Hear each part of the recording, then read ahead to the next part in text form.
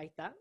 Así que voy a tratar de que los ejercicios sean más cortos también, porque la vez pasada cuando los hice igual siento que me demoré harto y no había nadie preguntando. Así que voy a abrir el chat, así que cualquier cosa me preguntan por chat o abren el micrófono, somos 3 personas, así que no hay ningún problema. Y partamos. Antes de eso, ¿alguna duda? ¿De alguna otra cosa?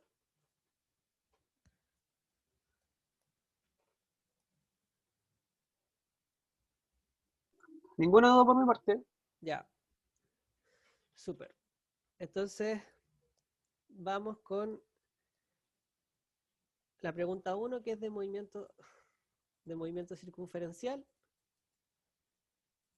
Eh, y no sé por qué quedó esa raya.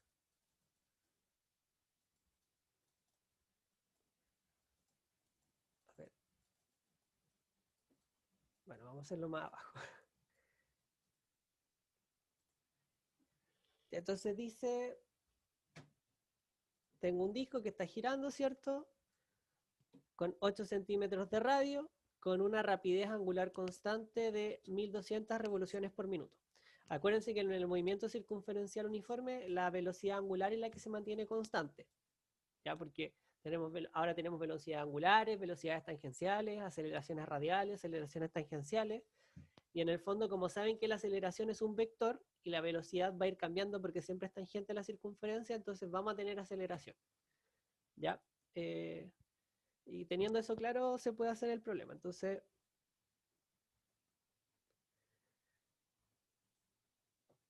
vamos con la... Entonces, lo primero que vamos a hacer es que cuando hablan de rapidez angular constante, vamos a definir la rapidez angular constante siempre como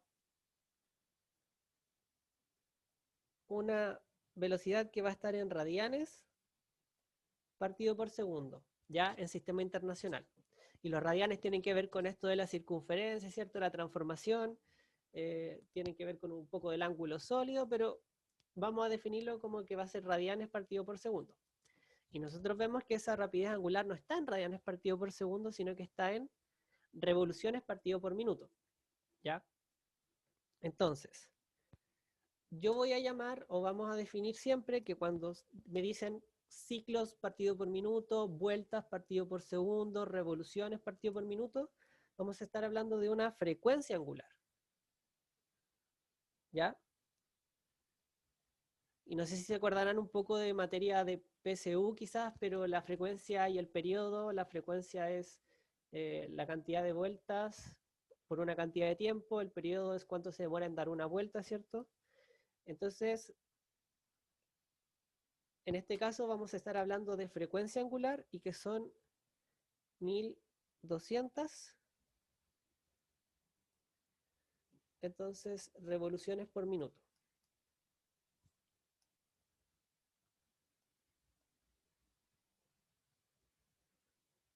Entonces, me están preguntando la rapidez angular, que se define como W, que está en radianes partido por segundo, y ya les dije que en verdad esta rapidez angular constante es una frecuencia angular, ya porque tiene que ver con vueltas o ciclos o revoluciones partido por minuto, y la velocidad angular siempre por convención está en radianes partido por segundo, y el radian es una unidad que vale 1, ¿ya? Entonces, hay una fórmula, o las podemos relacionar, para transformar de revolución a radian quizás, que mi velocidad angular es 2pi por la frecuencia. Y con esta fórmula obtengo radianes partido por segundo. En este caso, las frecuencias son revoluciones por minuto. Entonces, como ya les dije que la velocidad angular en sistema internacional tiene que ser radianes partido por segundo, hay que transformar. Y lo tenemos que transformar a vueltas por minuto en este caso. ¿Y cómo hacemos eso? Multiplicamos, ¿cierto? Un minuto tiene 60 segundos. Entonces se me van los minutos y me va a quedar mi nueva frecuencia angular.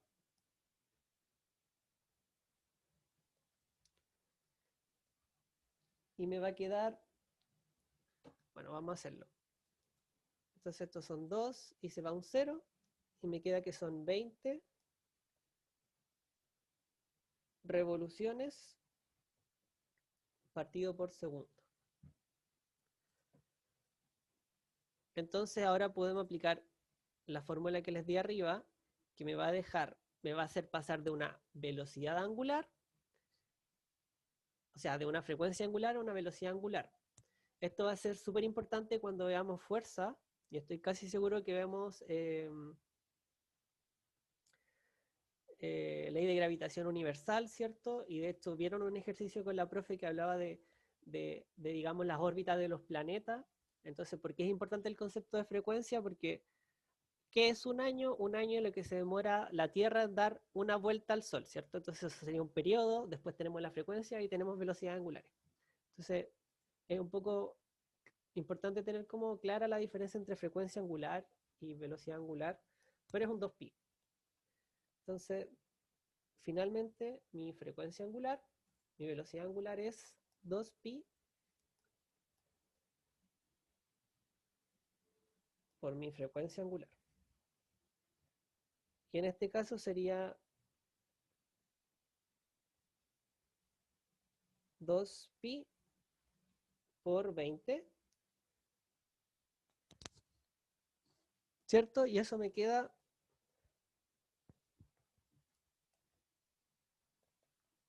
40 pi radianes partido por segundo. Y vamos a ocupar pi 3,14 o el que quieran en la calculadora. Bienvenido el otro Alejandro. Y me va a quedar que mi velocidad angular entonces, que es una unidad que tiene que estar en radianes partido por segundo, y para pasar a radianes tenemos que multiplicar por 2pi porque tiene que ver con un ángulo sólido de nuevo. Entonces me va a quedar que son 125,6 radianes partido por segundo. Sí, no se preocupen por conectarse tarde porque yo dejo abierta la sala, así que en verdad ni siquiera me interrumpen. Ya, ¿alguna duda con esto? De que en el fondo a mí me estaban dando una frecuencia, porque hablaba de vueltas partido por un tiempo, y la velocidad angular, por convención, tiene que estar en radianes. Los radianes tienen que ver con un ángulo sólido, acuérdense, 2pi igual 180. En verdad, si uno calcula dimensionalmente, el radián vale 1 como unidad, ¿ya? Es un poco complejo, pero lo vieron en clase. ¿Alguna duda con eso?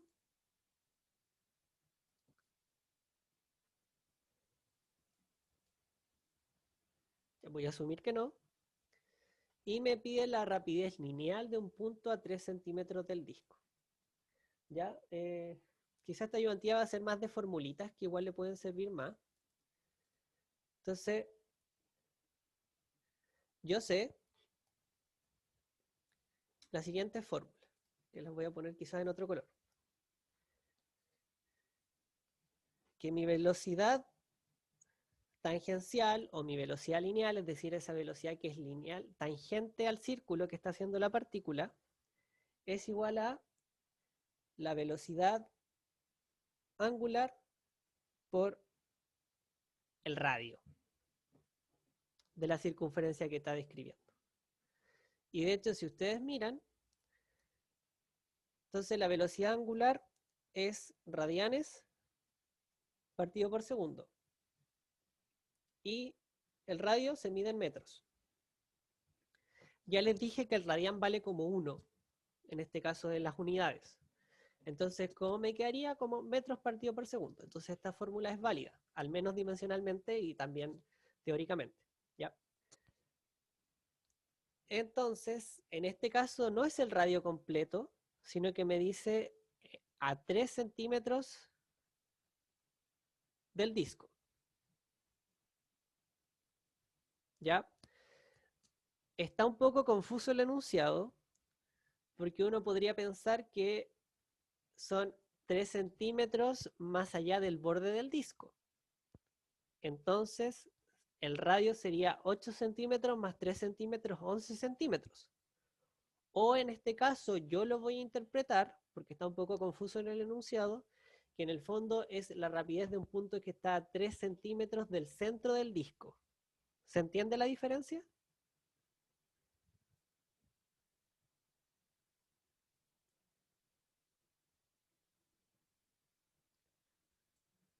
Entonces, ojo con eso, ¿ya? Aclarar eso si, por ejemplo, viene en alguna prueba o a qué nos estamos refiriendo cuando le queremos preguntar, porque en este caso, lo que yo quería era preguntar 3 centímetros del centro del disco, pero también se puede interpretar como 3 centímetros alejado del disco, entonces 11 centímetros. Pero vamos a ver, y podemos ver en la fórmula, que lo único que va a cambiar es el radio. Entonces,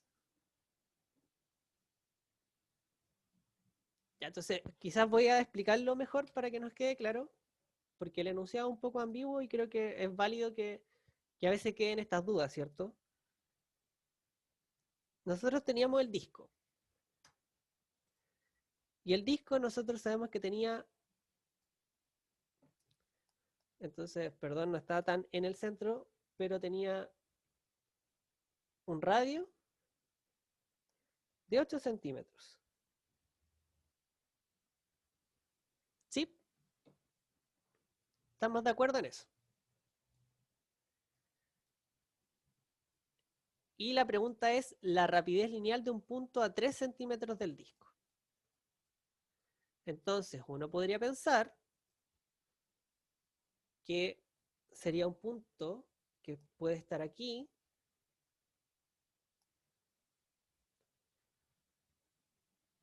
¿cierto?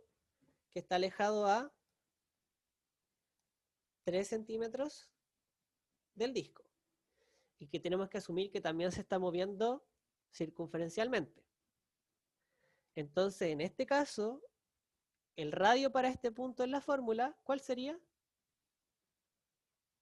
Tendría que reemplazarlo a la fórmula un radio de 8 más 3, 11 centímetros.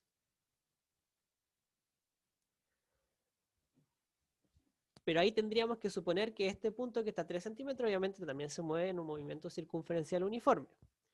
Ahora yo les dije que en verdad lo que yo quería preguntar en este caso y que no estaba claro en el enunciado era un punto que estuviera a 3 centímetros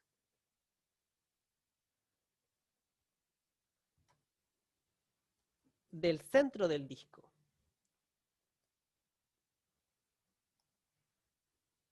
¿Ya? Entonces, Alejandro Ampuero, para que no se confunda con el otro, el radio que yo tendría que tener en esta fórmula no es 5, que sería 8 menos 3, sino que sería solamente 3 porque en el fondo yo lo conté desde el centro del disco. ¿Sí?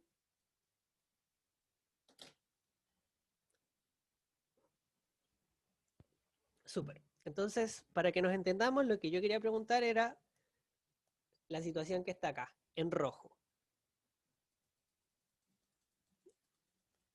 ¿Ya? Y es súper importante porque no quedaba claro en el enunciado cuál de estos dos casos era. Y muchas veces nos pasa que cuando hacemos un enunciado, en nuestra mente queda súper claro lo que queremos preguntar, pero no siempre lo que ustedes entienden. Entonces, ¿qué hay que hacer? Preguntar. Por eso es súper importante que en las pruebas, que en especial en este momento son online, ustedes sí se conecten en el área de consulta y hagan las consultas. Y está bien que muchas veces los enunciados no estén buenos, o sea, deberían estar siempre bien, pero somos personas y ustedes saben. Nos gustaría que siempre quedara todo claro. ¿Por qué? Porque como pueden ver, la respuesta a esta pregunta es muy distinta dependiendo de lo que ustedes entiendan. Entonces, por eso quiero aclarar que vamos a usar esta situación. Ya. Y luego de eso, entonces, quiero la velocidad en ese punto, la velocidad lineal o tangencial, que en el fondo acuérdense que una velocidad tangencial sería que es tangente a la circunferencia, va a ser tangente a ese punto, ¿cierto? Dependiendo de dónde se está moviendo. Y es la velocidad angular, que en este caso era 125,6 por la distancia al centro. Y en este caso son 3 centímetros.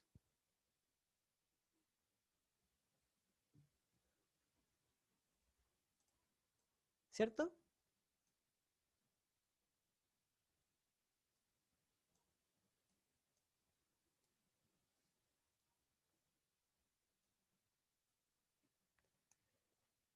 Entonces, ¿cuántos metros serían?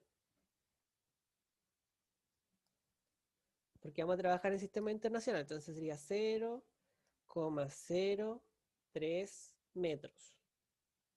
¿Ya? ¿Por qué? Porque quiero que me quede todo en sistema internacional. Y eso me da 3,76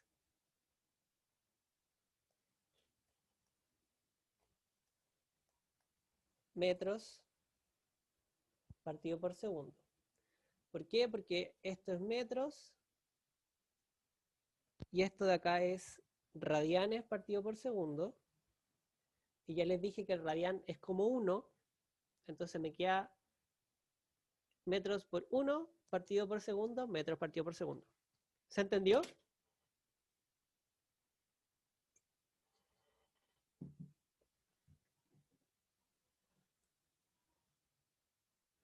Súper. Igual sería interesante ver, por ejemplo, qué pasa cuando el radio es más largo. ¿Voy a tener más o menos velocidad tangencial? Y como es una relación directa, porque es una multiplicación, a mayor radio voy a tener mayor velocidad tangencial. ¿Ya? Porque en vez de multiplicar por 0,03, tendría que multiplicar por 0,11.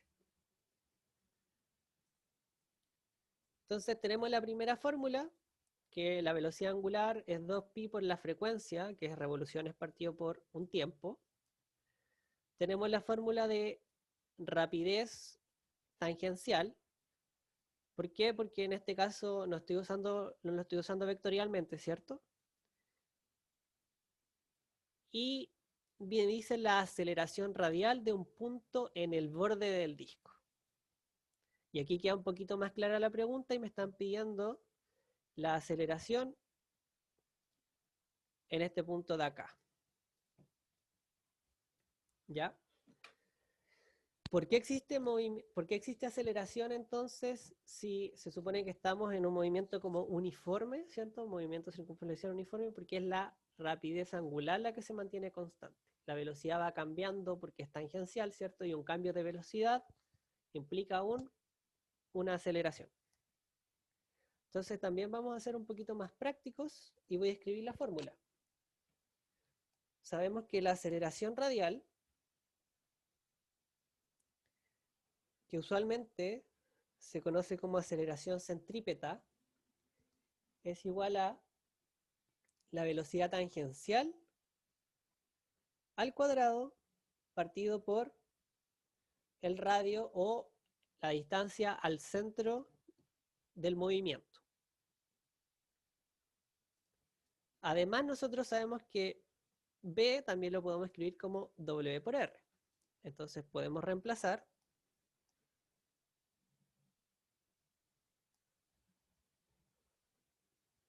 W por R al cuadrado partido por R. Entonces me va a quedar omega cuadrado por R cuadrado partido por R.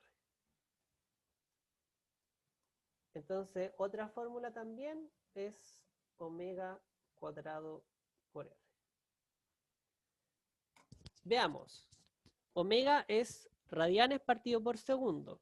R está en metros. Entonces, si omega está al cuadrado, es radianes cuadrado partido segundo cuadrado. Radianes vale 1, entonces me queda metros partido segundo cuadrado, que es una unidad de aceleración. ¿Sí?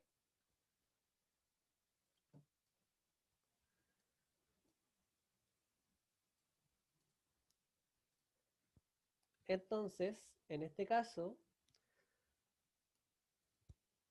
me quedaría que la aceleración radial o centrípeta es mi velocidad angular, que es 125,6 al cuadrado por R, que en este caso el disco tiene 8 centímetros, o sea 0,08 metros. Y eso me da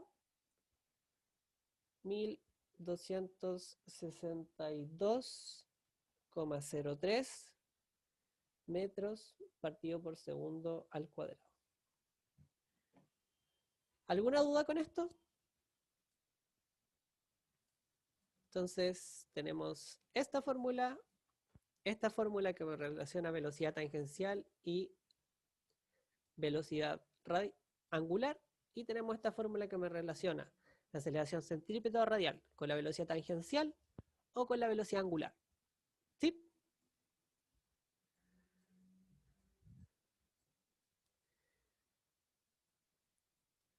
Y finalmente me pide la distancia total recorrida en 2 segundos. Entonces, imagínense que ustedes hacen girar esta rueda y lo hacen girar en un camino recto. Y hay que saber cuánta distancia es la que recorrió. Ya. Nuevamente el enunciado está un poco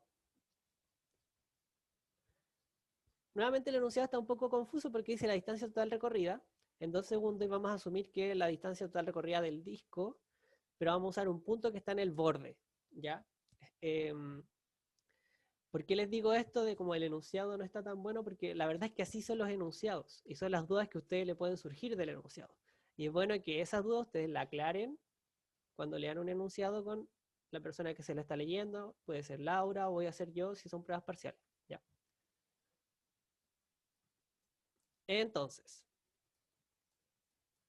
bueno, ¿cómo vamos a hacer eso? Bueno, existen más o menos dos caminos. Uno podría decir, bueno, ¿cuántas vueltas se da en 2 segundos, cierto? Y calculo como el perímetro de eso, ¿cierto? Puede ser. Y la otra opción es usar directamente la velocidad tangencial como si fuera una velocidad en un movimiento rectilíneo uniforme. ¿Ya? Que es el caso que vamos a usar. Entonces, nosotros necesitamos la velocidad tangencial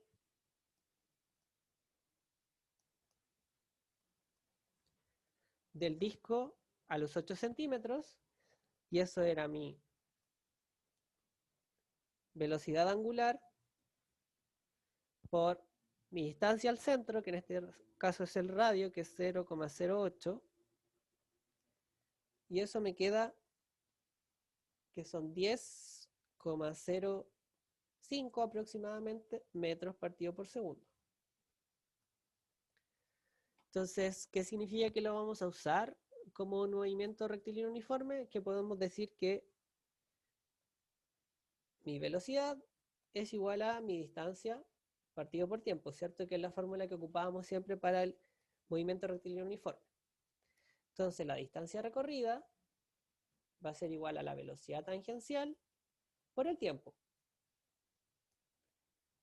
Y en este caso sería 10,05 por 2 segundos. Y eso me quedaría 20,09 metros. ¿Sí? ¿Alguna pregunta? Con esto queda resuelto el A de la pregunta 1.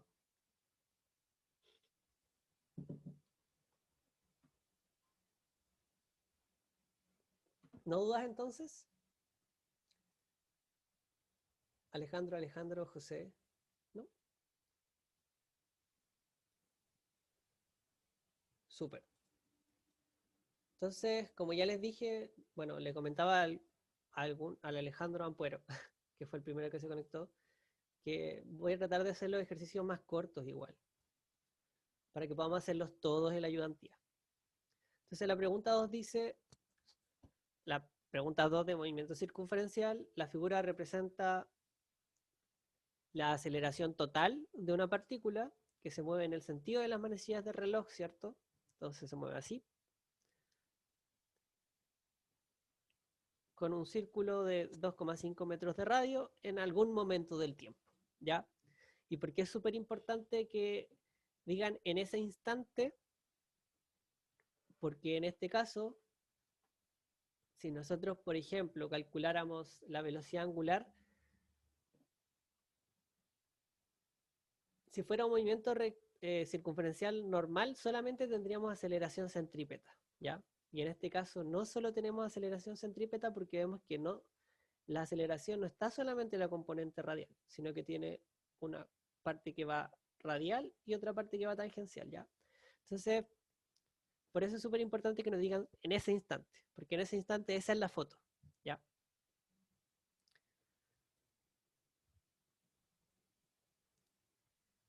Entonces, pregunta P.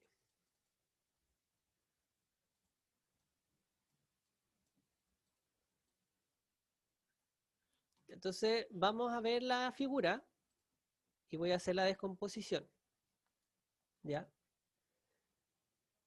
Entonces, imaginemos que nosotros tenemos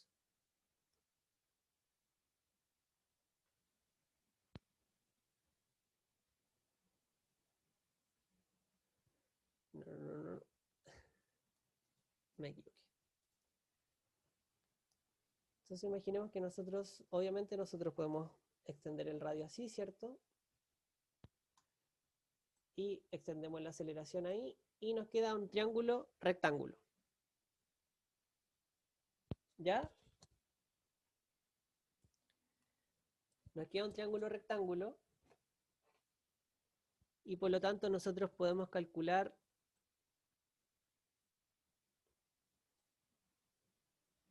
podemos descomponer la aceleración gracias a que existe ese triángulo rectángulo, ¿cierto? Entonces, para que me quede más claro, lo voy a hacer acá. Entonces, aquí teníamos el centro, ¿cierto? Era ahí, era ahí y era ahí. Triángulo rectángulo. Y nosotros tenemos que esto vale 30 grados. Y esto vale A. Entonces nosotros queremos calcular o descomponer la aceleración, ¿cierto? Y esto ya tiene que ver con vectores, que es la materia que no vimos presencialmente, pero subí la semana antepasada. Y esa va a ser mi aceleración radial. Y esta de acá abajo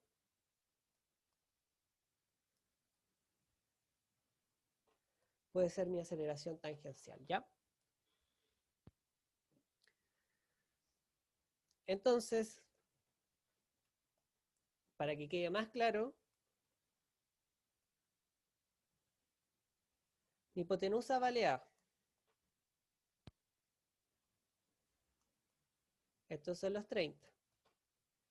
Este sería mi AR y este sería mi AT.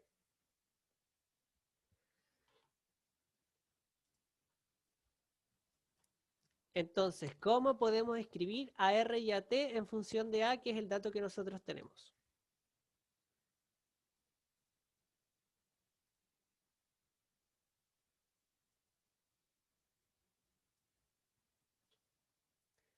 Entonces, AR es un cateto opuesto, perdón, es un cateto adyacente al ángulo que tenemos. Y AT está opuesto al ángulo que tenemos. ¿Ya? Entonces, yo sé que el coseno del ángulo es igual a la hipotenusa partido cateto adyacente.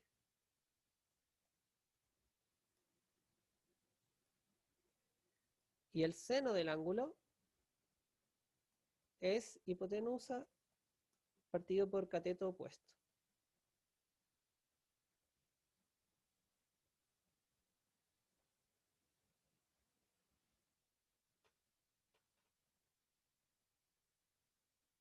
¿Sí o no? ¿Está bien la trigonometría?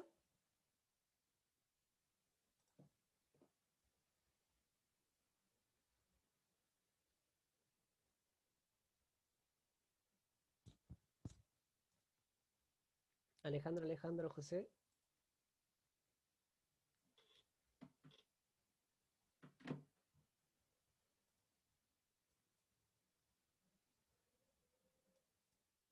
Está malo.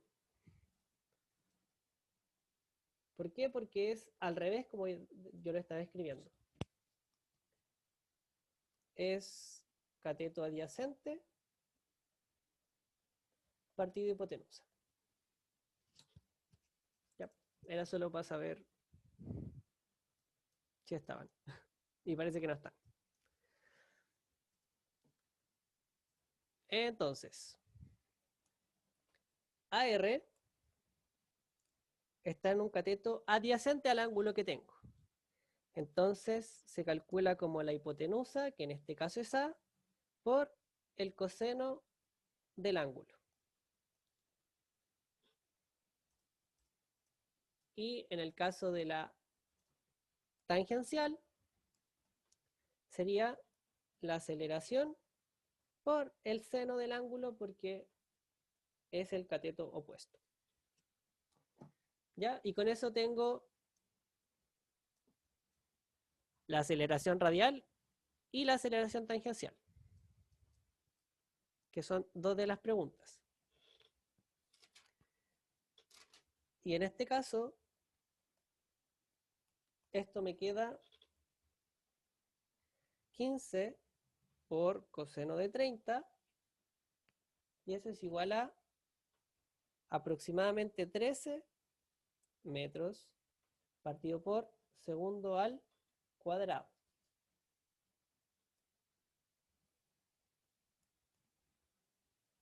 Y en este caso es 15 por seno de 30, y eso es aproximadamente 7,5 metros partido por segundo al cuadrado. ¿De dónde viene esto? De la trigonometría. Ya entonces hicimos un triángulo rectángulo, ese ángulo era 30, ¿cierto? Podíamos descomponer la aceleración total, que es una hipotenusa.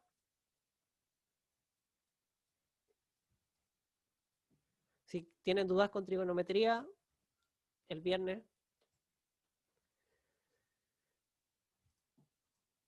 Y me piden la rapidez de la partícula. ¿Ya? En este caso, aquí yo lo borré, pero es esta flecha roja, ¿ya? Que dice V.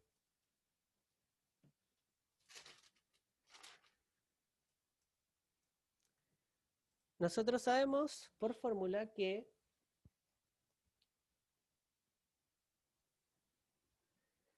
mi aceleración centrípeta o radial es igual a la velocidad tangencial al cuadrado partido de la distancia al centro. Entonces, la rapidez tangencial de la partícula es igual a la raíz de la aceleración radial por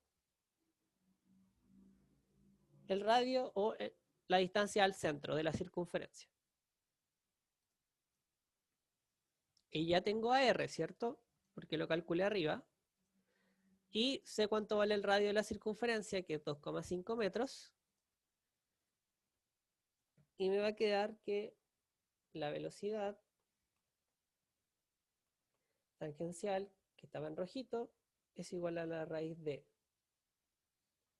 13 por 2,5. Y eso es aproximadamente 5,7 metros partido por segundo. ¿Ya? ¿Alguna duda?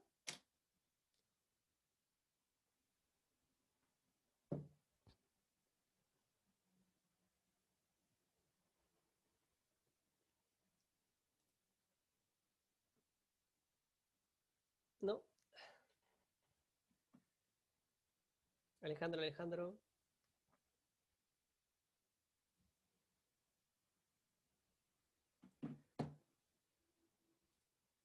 ¿O José? ¿No?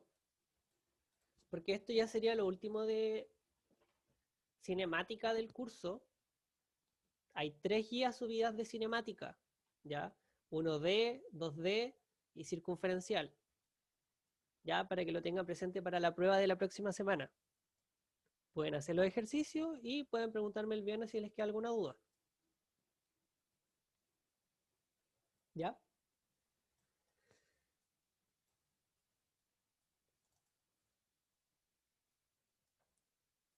¿Alguna duda con esto?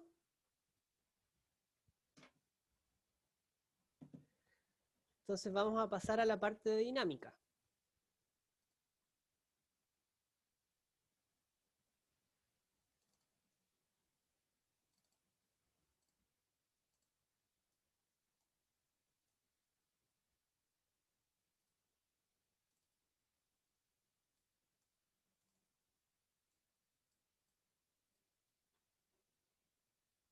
¿Sí? Ninguna duda más con cinemática entonces, ¿no? Alejandro José, ¿no?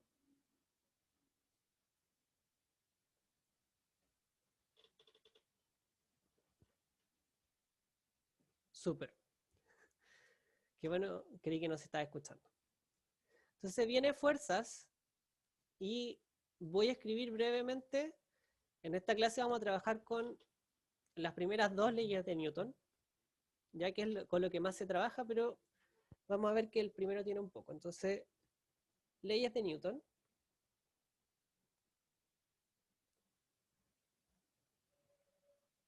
Que tienen que ver con fuerzas.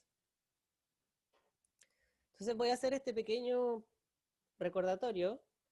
La primera ley me dice que un cuerpo donde no actúan fuerzas o la sumatoria de fuerzas es igual a 0, se mantiene en reposo o sigue con la velocidad constante que tenía. ¿Ya? Entonces yo se los puedo escribir como que si la sumatoria de fuerzas es igual a 0, estoy con un movimiento rectilíneo uniforme o en reposo. ¿Ya? Eso dice la primera ley. La segunda ley tiene que ver con que si la sumatoria de fuerzas es distinta de 0, entonces el cuerpo que tiene una masa m adquiere una aceleración, que es proporcional a la fuerza, digamos. Y la tercera ley tiene que ver con acción y reacción. Ya quiere decir que si yo tengo un objeto y otro objeto,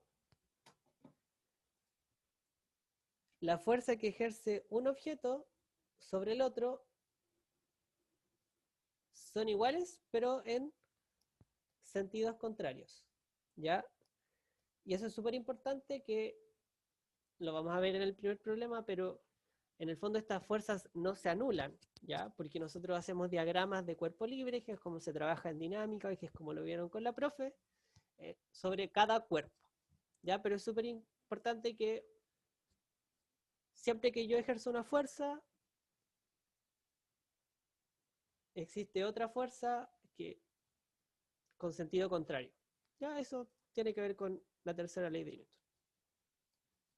y que es algo un poco más conceptual que preguntable en todo caso, pero que nos explica la normal, por ejemplo, y muchas otras cosas. Entonces, dos personas tiran de un bote en el agua, como se muestra en la figura de mejor calidad que puede conseguir. Cada una ejerce una fuerza de 600 newton dirigida en un ángulo de 30 grados respecto al movimiento de avance del bote que se está moviendo en el eje X. Si el bote se desplaza con velocidad constante, es otra forma de decir que la aceleración vale cero, hay que determinar la fuerza resistiva que el agua ejerce sobre el bote. ¿Ya? Es súper interesante porque nosotros son dos personas que están ejerciendo fuerza sobre el bote,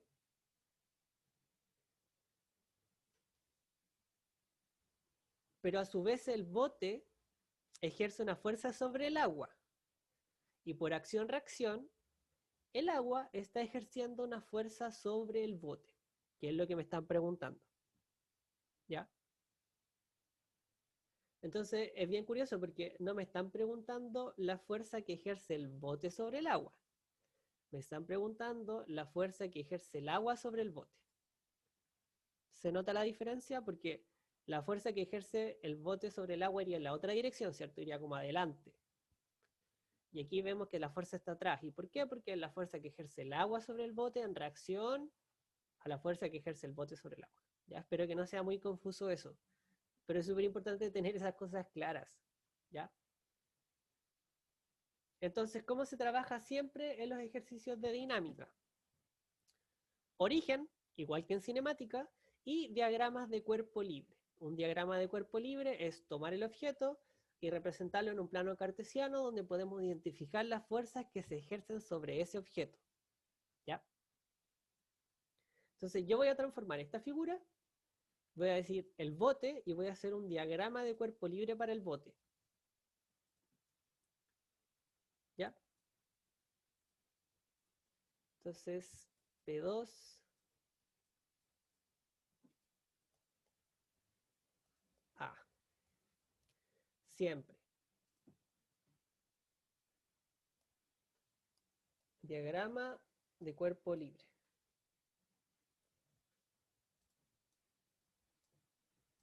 Entonces siempre se representa así. Y en este caso nosotros teníamos la fuerza de una persona. Y aquí, por ejemplo, le voy a llamar F1. Y esto tenía un ángulo de 30 grados.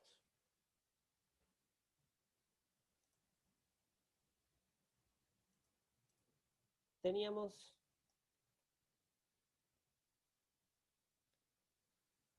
una fuerza 2, que son iguales ya, pero vamos a hacerlo lo más genérico posible porque a lo mejor no van a ser iguales siempre, que también tiene 30 grados. Y estas son fuerzas que se ejercen sobre el bote. Son dos personas que están ejerciendo una fuerza sobre el bote. El bote ejerce una fuerza al agua y esa no la dibujamos. ¿Por qué? Porque no estábamos haciendo el diagrama de cuerpo libre del agua. ¿Qué vamos a dibujar? Vamos a dibujar la fuerza de respuesta que ejerce el agua sobre el bote. ¿Ya? Y sé que suena un poco enredado, sé que suena como trabalengua, pero son conceptos que tienen que tener claros. El diagrama de cuerpo libre se hace por cada objeto y en este caso no vamos a dibujar la fuerza que ejerce el bote sobre el agua, sino que la reacción de esa fuerza que sí se ejerce sobre el bote. No sé si se está entendiendo o por qué es tan importante la diferencia. Perdón, pero es una fuerza muy grande que está en el eje X, ¿cierto? F. ¿Se entiende el problema?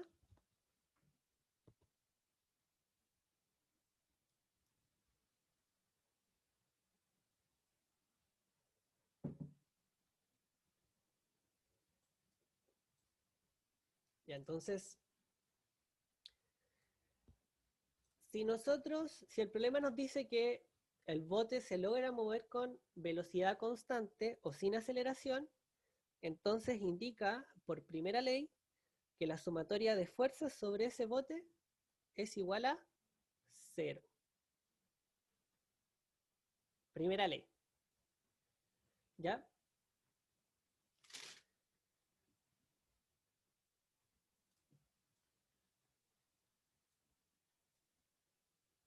Entonces, ¿qué puedo hacer yo? Puedo decir, esto tiene que ser válido para todos los ejes, ¿cierto? Porque si no, yo tendría aceleración en un eje y no sería movimiento rectilíneo uniforme. Entonces, yo voy a descomponer las fuerzas en X, o acuérdense que también es el I sombrerito, o el I tongo. Entonces voy a descomponer todas las fuerzas en el eje X, ¿ya? Y hay muchas formas de hacerlo, y yo podría decir, bueno, sería F1, y si lo proyecto en el eje X, es coseno o seno.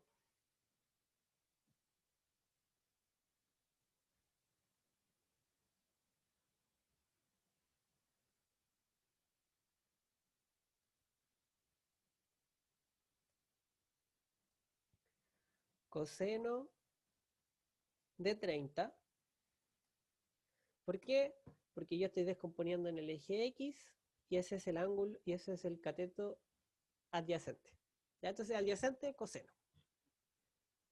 Y F1 va a ser una hipotenusa.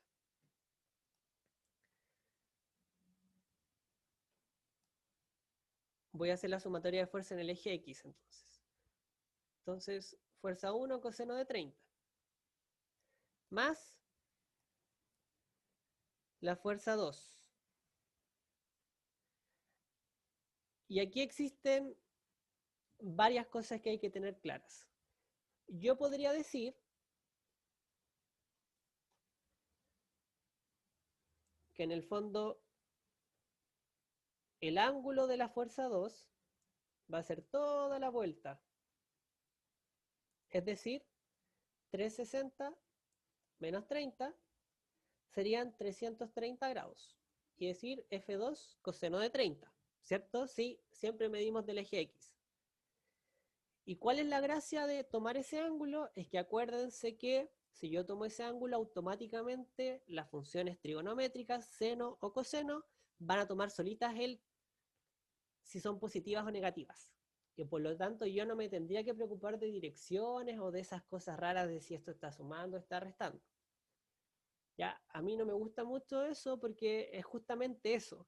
Uno pierde la noción de qué está pasando en el problema. Entonces yo voy a decir que es F2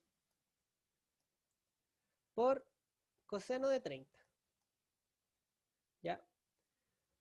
En este caso el coseno de 30 es igual al coseno de 330 y en el fondo es porque el X es positivo, ¿cierto? Estoy en la parte positiva del eje X.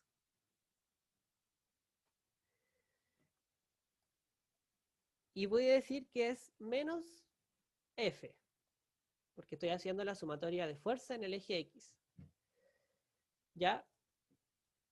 ¿Y qué es lo interesante acá? ¿O por qué les digo que yo prefiero hacerlo de esta forma? ¿Por qué? Porque en el fondo F se está moviendo solamente en el eje X, pero en una dirección negativa. ¿Ya? ¿Por qué? Porque yo, si usara lo mismo que dije con el verde, yo tendría que decir que sería F coseno de 180. ¿Cierto? Si lo midiera desde el eje X. Y en este caso, el coseno de 180 vale menos 1. Y por eso es menos F. ¿Ya? Pero ¿cuál es el problema? El problema es que si yo ocupo siempre esta forma de hacerlo como en el verde, yo estoy perdiendo noción de qué está pasando en el problema, ¿cierto? Porque yo no sabría bien para dónde estaría el conjunto de fuerzas y como saben y por consecuencia tampoco sabría las direcciones de la aceleración y perdería un poco el concepto físico de lo que está pasando en el problema. ¿Ya? Así que yo les recomiendo harto que lo ocupen así, fijándose si estoy en la parte positiva o negativa del eje, ¿cierto? Del sistema de referencia que yo me definí, ¿ya? Y vamos a hacer la sumatoria de fuerzas entonces en el eje Y.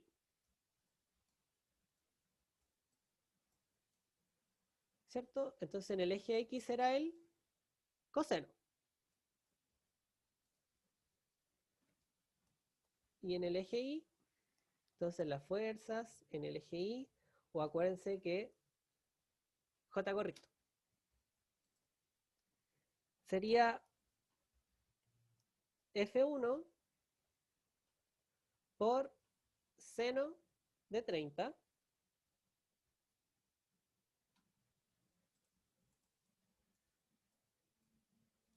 ¿cierto? El azul es positivo,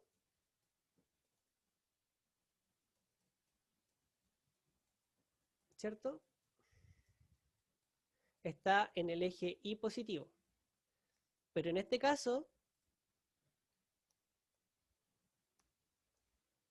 la fuerza 2 es negativa. ¿Por qué? Porque está en el eje negativo de Y. ¿Se entiende eso? O la otra opción es que yo diga más F2 por el seno de 330 y automáticamente eso me va a botar a mí un signo negativo. ¿Ya? Pero así yo pierdo un poco noción de lo que está pasando, porque voy a usar ángulos que son un poco raros, ¿cierto? Entonces, por eso prefiero que se haga así, que ustedes pongan el signo. Entonces, por enunciado, yo sé que F1 es igual a F2 y es igual a 600 newton. Entonces, como F1 y F2 son iguales, aquí me quedaría 600 seno de 30 menos 600 seno de 30. Entonces, la sumatoria en el eje Y es 0. Lo cual tiene sentido porque el objeto no está acelerando ni hacia arriba ni hacia abajo, ¿cierto? Entonces, solamente me quedo con el eje X. Y me va a quedar que sería 600 coseno de 30 más 600 por coseno de 30 menos f, ¿cierto? Y eso tiene que ser igual a 0 por primera ley de Newton, ¿cierto? Objeto que se mueve con velocidad constante es que o estaba en reposo y sigue en reposo, o se estaba moviendo con velocidad constante y se sigue moviendo con velocidad constante.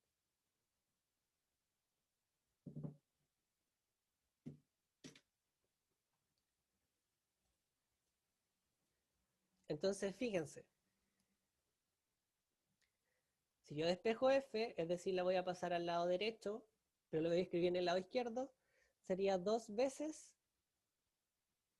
por 600 coseno de 30. Y eso me queda aproximadamente 1039,23 newton. ¿Y qué es F? F es el módulo de la fuerza que ejerce el agua sobre el bote en respuesta a este bote que se va moviendo tirado por dos cordeles. ¿Sí? Entonces aplicamos primera ley de Newton, ¿cierto? Sumatoria de fuerza igual a 0, pero tenemos que estar presentes de que por tercera ley nosotros no estamos calculando la fuerza que ejerce el bote sobre el agua. ¿Por qué? Porque en mi diagrama cuerpo libre no lo estamos haciendo del agua. Estamos calculando la fuerza que ejerce el agua sobre el bote como respuesta a esta otra fuerza. ¿Sí? ¿Se entiende?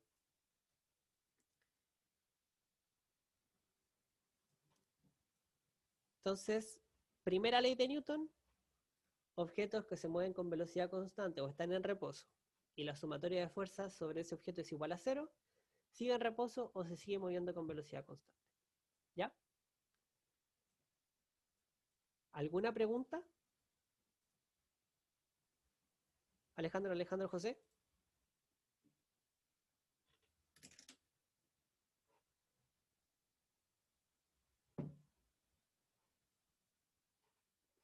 José dice que no por su parte.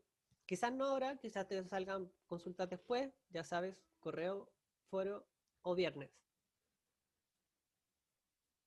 Y después vamos a algo un poquito más abstracto quizás, donde me dan tres fuerzas, vamos a aplicar vectores que actúan sobre un objeto y producen una aceleración, por lo tanto, segunda ley, ¿cierto? La sumatoria de fuerzas totales o netas es igual a la masa por una aceleración. ¿Cuál es la dirección de la aceleración? ¿Cuál es la masa del objeto? Y después algo para recordarles un poco de cinemática.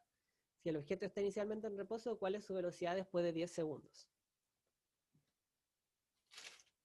¿Ya?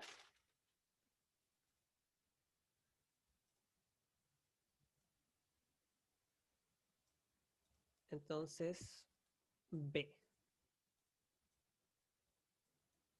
Lo primero que voy a hacer un pequeño esquema que imaginemos que estoy haciendo el diagrama de cuerpo libre. Entonces voy a hacer el diagrama de cuerpo libre para el objeto. Entonces, por ejemplo, tenemos que F1 es menos 2,2. Entonces F1 está en el menos 2,2. Y ojalá me resulte lo más derecho posible.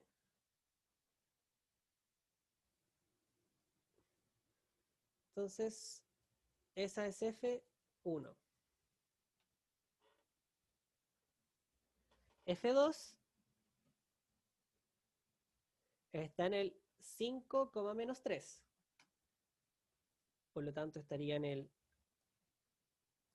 5 y aproximadamente en el menos 3. Y nuevamente voy a intentar hacerlo lo más derecho posible. Entonces, igual estoy haciendo el diagrama de cuerpo libre para el objeto, aunque sea un poco más abstracto. F2. Y existe una fuerza 3 que es menos 45i. Es decir, que estoy en la parte negativa del eje y estoy muy lejos. Esto va a ser no a escala, ¿cierto? Esa va a ser F3. ¿Y por qué es interesante que yo haga el dibujo? Y quizás también pierdo tanto tiempo explicando, pero nosotros sabemos que en este caso la sumatoria de fuerzas es igual a la masa por la aceleración. Entonces, la masa es un escalar. Entonces, la dirección de la aceleración va a estar dada por la dirección de todas las sumas de fuerza, ¿cierto? Porque la masa no tiene dirección. Entonces, la dirección de la suma de fuerza es igual a la dirección de la aceleración. No estoy hablando de módulos, sino que solamente de los ángulos, ¿cierto? ¿Me siguen un poco? Entonces,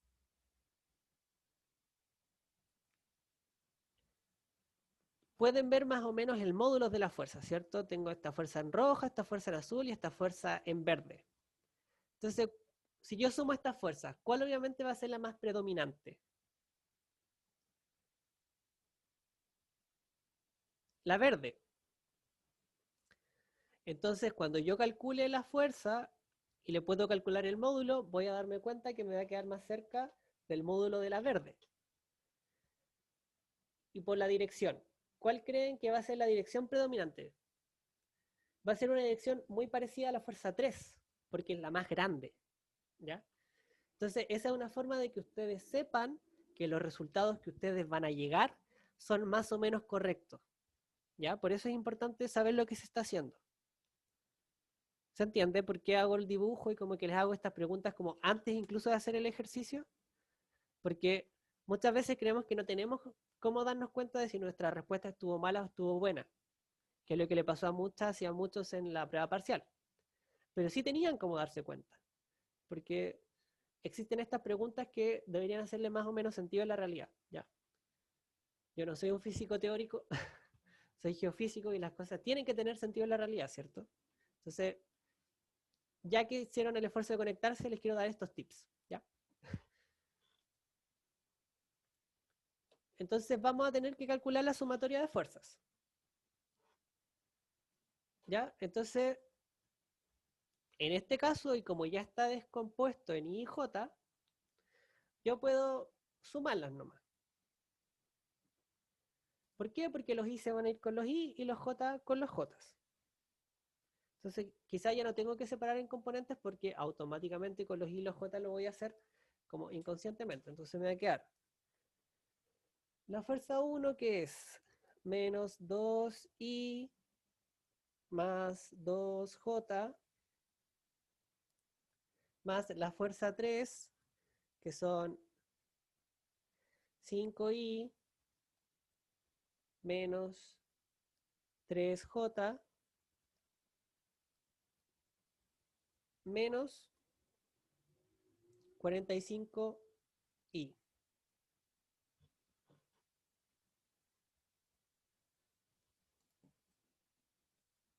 Entonces, la sumatoria de fuerzas totales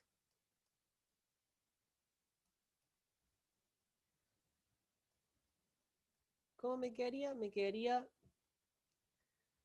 que es menos 42I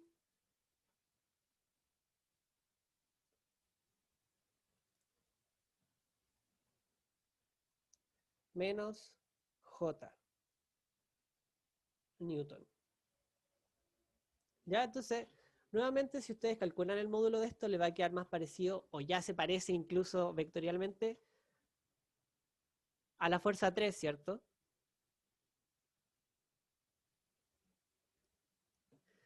Entonces, como yo les dije,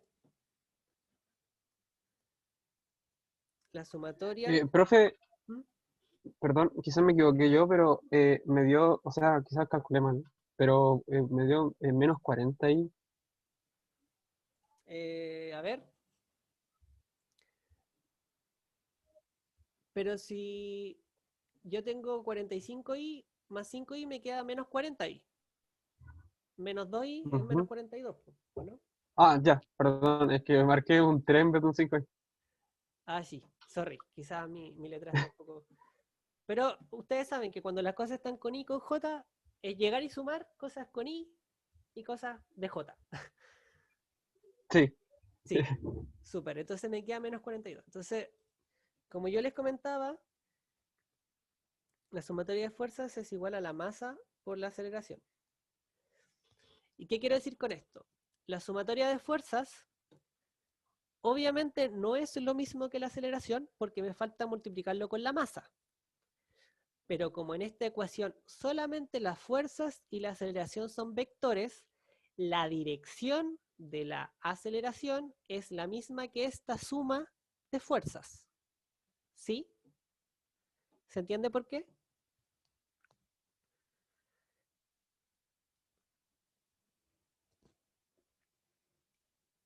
Entonces yo perfectamente puedo decir, incluso sin calcular la aceleración todavía, solamente con la dirección, puedo decir que la tangente de la dirección de la aceleración es igual a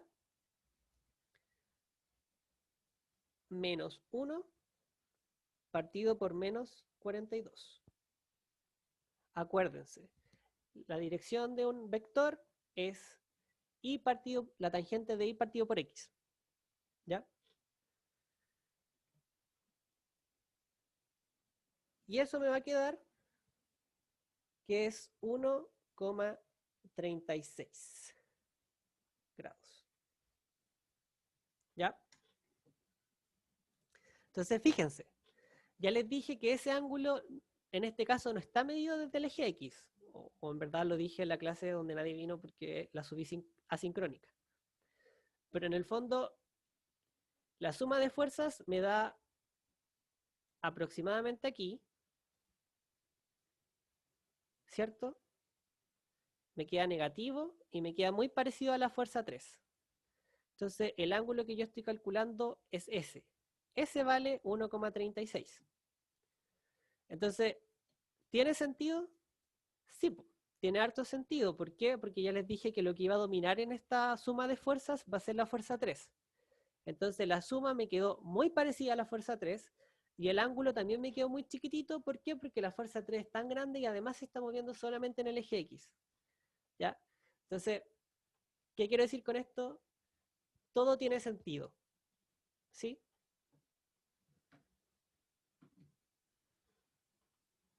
¿Sí? Se me perdió el chat. Entonces, por eso es súper importante que sepamos lo que está pasando. O sea, yo podría haber llegado a este ángulo y decir como, bueno, eso me dio, ¿cierto? Porque es la fórmula. ¿Pero tiene sentido? Sí, sí la tiene, por las cosas que comentábamos antes. Entonces, si yo estuviera en una prueba, estaría mucho más seguro de que mi respuesta está buena porque tiene sentido con lo que está pasando, ¿ya? Y no me voy a guiar solamente por una fórmula, ¿sí? Porque si ustedes entienden mal el problema y aplican una fórmula, por muy buena que esté la fórmula, la respuesta va a estar mala, ¿ya? Entonces, por eso es importante que como que cuando haga las cosas vaya teniendo sentido. Ya, entonces me piden la masa. Y en este caso vamos a tener que decir que el módulo de la fuerza es igual a la masa por el módulo de la aceleración. ¿Por qué? Porque la masa me tiene que quedar escalar, ¿sí? Entonces la masa va a ser igual a el módulo de la fuerza partido del módulo de la aceleración, que de hecho es lo que a mí me daban. Me daban el módulo de aceleración porque la dirección la tuve que calcular. ¿Sí? Aceleración de módulo 3. Entonces, ¿cómo calculo el módulo de la fuerza? El módulo de la fuerza es igual a la raíz de menos 42 al cuadrado más menos 1 al cuadrado. Y eso me queda que el módulo entonces es igual a 42,01 newton. Como les decía, el módulo va a quedar más parecido a la fuerza más importante, que era la fuerza 3, ¿sí? Que es 45 newton. Entonces, listo. Tengo la masa. ¿Por qué? Porque la masa sería 42,01 partido por 3. Y eso me queda aproximadamente 14 kilogramos. Y quizás sería interesante ver las unidades acá. Yo sé que la fuerza, los newtons son kilogramo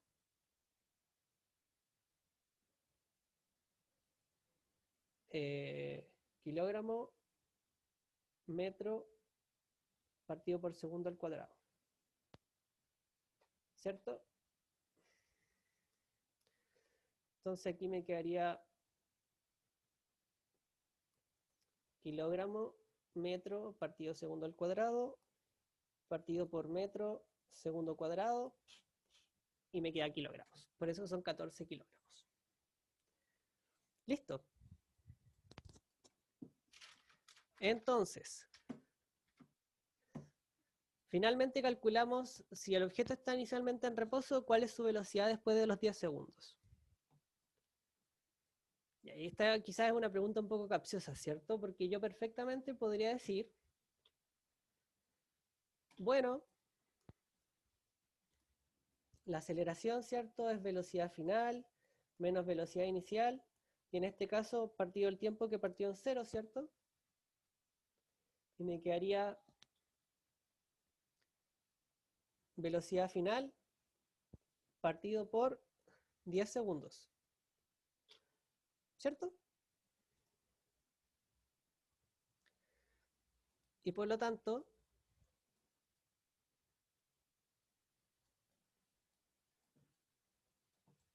yo podría decir que sería, la aceleración son 3, la velocidad final no la sé, y partido 10 segundos porque la velocidad inicial era 0, y por lo tanto es muy simple y podría decir, mira, la velocidad final vale 30 metros partido por segundo. ¿Está bien eso?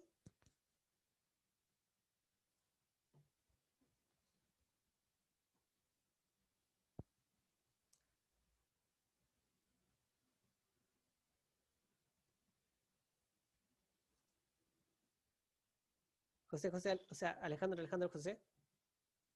¿Está bien, cierto?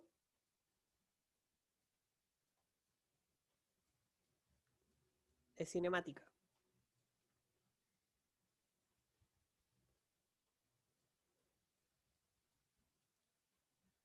Claro, ¿cuál es el problema con esta respuesta? Que esta respuesta es correcta, pero aquí nosotros calculamos la rapidez.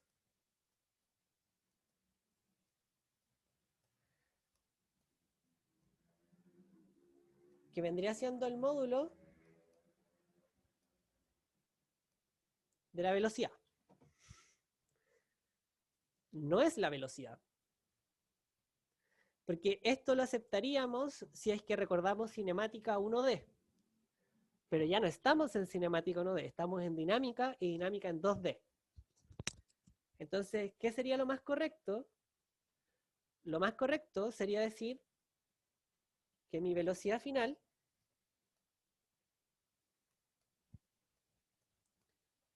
sería la aceleración por el tiempo.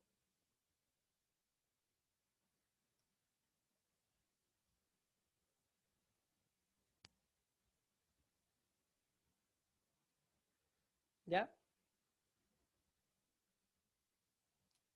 El problema es que yo no sé, no he calculado la aceleración. Tengo el módulo de la aceleración, tengo la dirección de la aceleración. Pero la aceleración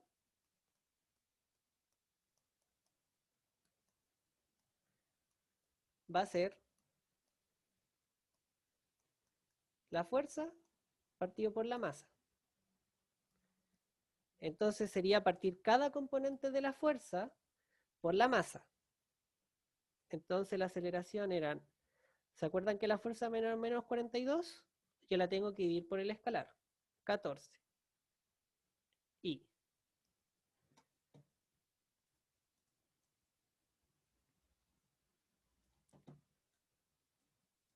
Y acuérdense que era menos un J, entonces sería menos 1 partido por 14 J. Y recién ahí tengo la aceleración.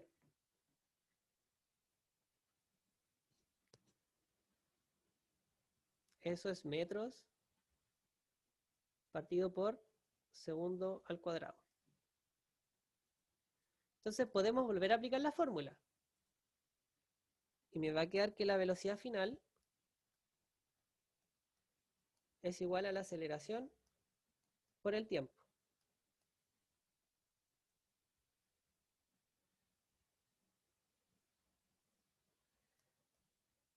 Y eso me va a quedar, esto yo lo calculé, y la fuerza me queda, la aceleración son menos 3 y menos 0,071 J. Entonces sería menos 3 y menos 0,07 J por un escalar, por 10.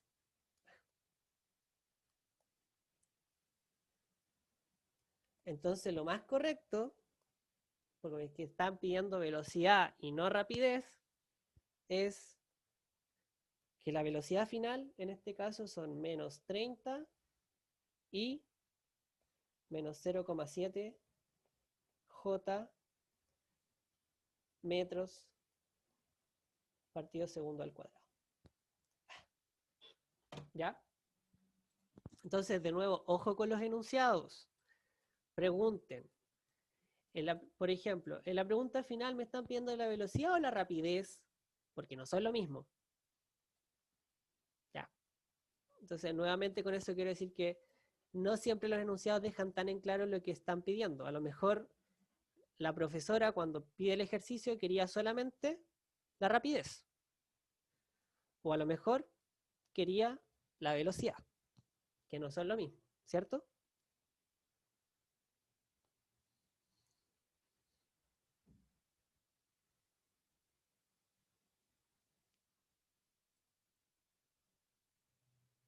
Alejandro José, ¿alguna duda?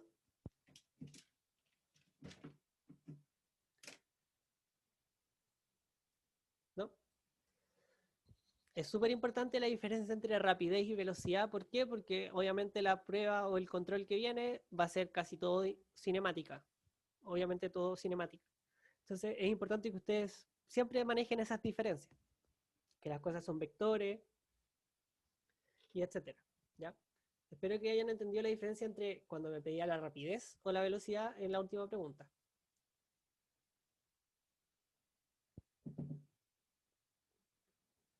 Entonces, si no hay dudas o más preguntas, dejamos hasta acá, ya son las 4. Les subí una guía de movimiento circunferencial uniforme. Durante la semana les voy a subir dinámica y también vamos a preguntar bien los contenidos de la prueba la próxima semana, el próximo martes, no se les olvide. ¿Ya? Y también voy a coordinar el tema del reclamo. ¿Les parece? Entonces dejamos hasta acá.